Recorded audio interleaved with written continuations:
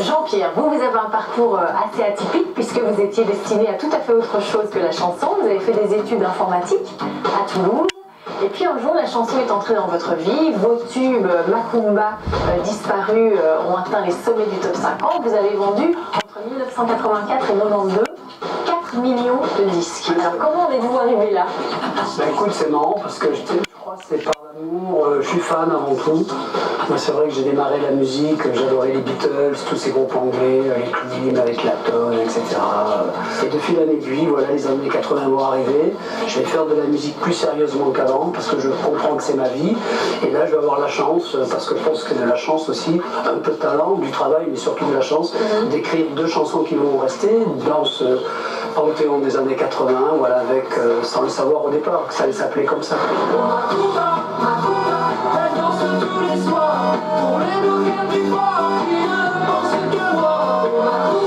Macumba, elle danse tous les soirs. Pour des mots dans l'arrêt qui cherchent la bagarre. Macumba. Et peut-être la chose qui m'a manqué le plus, c'est que ma mère, en fait, elle a quitté un peu un adolescent attardé, qui se levait à 4 h de l'après-midi, qui se couchait à 6 h du matin, et elle n'a pas connu la période un peu plus flamboyante, on va dire.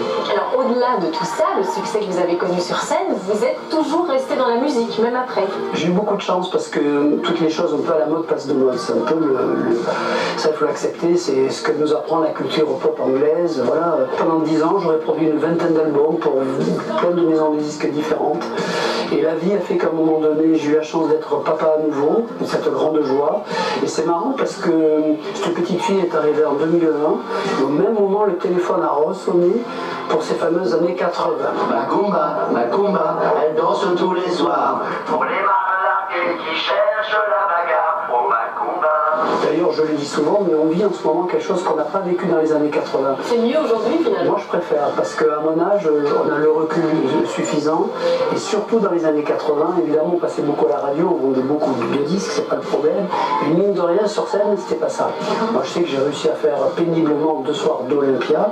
Mais bon, voilà, ça s'est un peu arrêté là. Donc Jean-Pierre, vous participez à la tournée, mais vous avez aussi participé au film que nos téléspectateurs vont découvrir dans quelques instants. Ça, j'imagine que c'est un bon souvenir aussi. Et il y avait, parce que vous dites que vous aimez la Belgique, il y avait le Belge de l'État, Alec Mention, avec lequel je crois que vous entretenez des rapports un peu privilégiés.